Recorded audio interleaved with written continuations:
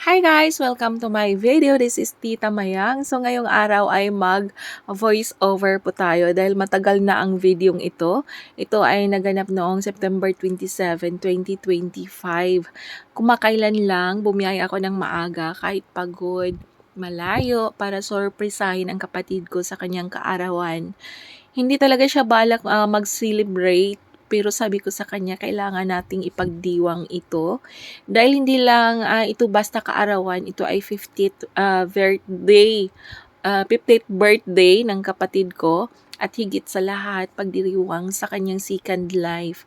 Para po sa inyong kaalaman guys, noong June 22, 2025, dumaan kami sa isang napakahirap na pagsubok.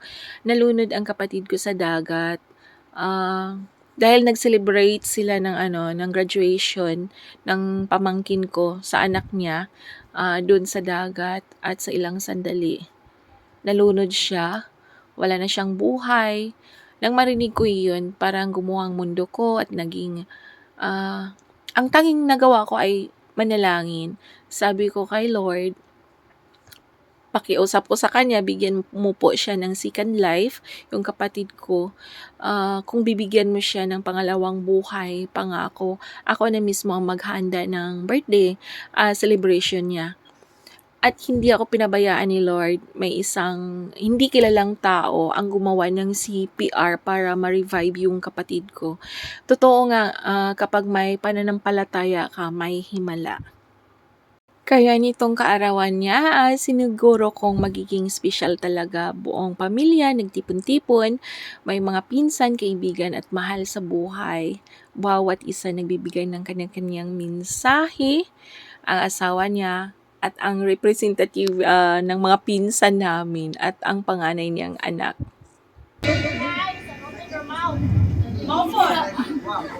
Paul, iluwes, ikaw yun, unsa. Ako sa Ginoo, wala. Hilom. Daghang salamat ni Aino sa atong kaliwatan ug kapilingan na karong gabi una mag-iusap ta sa adlaw sa ato bana sa iyang 50th birthday. Thank you Lord na nakasugat ko jud ni sa alisod. Napadagko na mga anak, isang tuod murag ng irot o iri. Pero na ko ihapon ako. Bisan sa guwapo na ba ni? Na, as ka makita anak ko, kagwapo anak, happy birthday mo. Bisan tuod kita, murag iri o iro. Salamat sa imong pag-ulong po na ako. Oh, mama, kiss, kiss. Kiss, kiss, a birthday kiss. And of course, ang representative ng buong pinsan, o di ba? May representative talaga para mag-speech. Oo. Puno ng pasasalamat at pagmamahal ang bawat salita. Kasi ramdam na ramdam naming lahat kung gaano kami ka-bless dahil kasama pa namin siya ngayon. Nakakaiyak. Sobrang nakakaiyak. Abot, nga kamalan. Ay, ginagong, Di mo na sa tigiro ng birthday ni Paul. Birthday ni Paul, birthday ni Paul. Why not? Hindi na. Isa na birthday lain, hindi ba putang sa pizza? Hindi na pwede. Para birthday ni Paul, wala kong gihatag ni Paul. Paul, birthday mo, taga-atat as celebration. Amen! Sa atong kinabuhi. Amen! kiss, kiss. Na ikalawa, atong mga anak ipalayo sa mga unsay mga kasikas, unsay mga kasakit, unsay kwan. Mahal nato atong mga anak o mahal ko din mo mga anak. Amen! Ako lang istorya na tagat si Paul. Bahala ko sa istorya sa uban. Si Paul lang nag-usap kami. Ako istorya ko na si Paul. Muna pinakalabaw na ko mga itagsa. Nagbigay din ng mensahe ang kanyang anak para sa kanyang papa. Puro pasasalamat at pagmamahal ang bawat salita. Ramdam na ramdam naming lahat kung gaano kami ka-bless dahil kasama pa rin namin yung kapatid namin.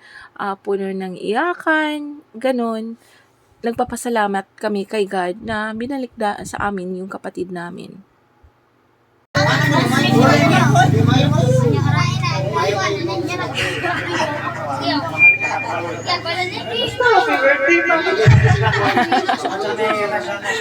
Ay,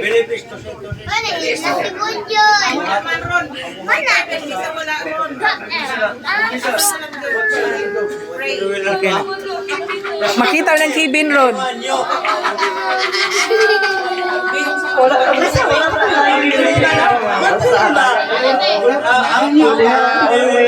Just call me. Thank you sa tanan. Sa tanan sa sacrifice mo na. Kalasas ka na buhi. Ikaw pinanay kay gito ka tutubay.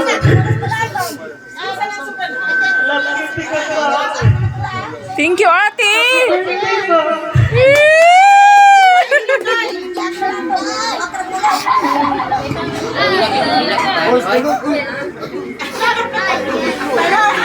Puno ng tawanan at saya ang buong bahay. Ay, hindi pala sa bahay kasi sa tindahan nila yan, ginanap yung selebrasyon. At syempre, hindi makukumpleto ang selebrasyon kung walang mensahe mula mismo sa birthday celebrant. Habang nagsasalita siya, kitang-kita ko sa kanyang mga mata ang pagpapasalamat sa Diyos at sa lahat na nagdasal para sa kanya. Doon ko talaga naramdaman, kaya salamat Lord, tinupad mo ang mga dasal namin.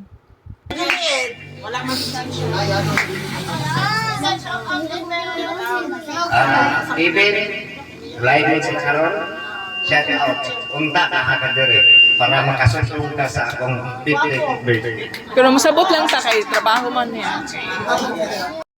At gaya ng tradisyon sa aming pamilya, nagtatapos ang gabi sa kantahan at sayawan kasama ang mga pinsan at kaibigan. Masayang-masaya kami hindi lang dahil sa selebrasyon, kundi dahil sa biyaya ng buhay. Alam nyo ba guys, hindi man kami perpektong magkakapatid, may mga tampuhan, may mga hindi pagkakaunawaan, pero sa dulo ng lahat, naig pa rin ang pagmamahalan at timbang bilang magkapatid. Kahit anong mangyari, dugo at puso pa rin ang nagdudugtong sa amin.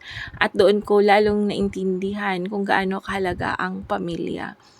Ang kwentong ito ay paalala para sa ating lahat na habang may hininga, may pag-asa at habang may pag-ibig, may dahilan para magpapasalamat. Kaya pahalaga natin ang bawat sandali, ang bawat yakap at bawat pagkakataon na binigay ng Diyos.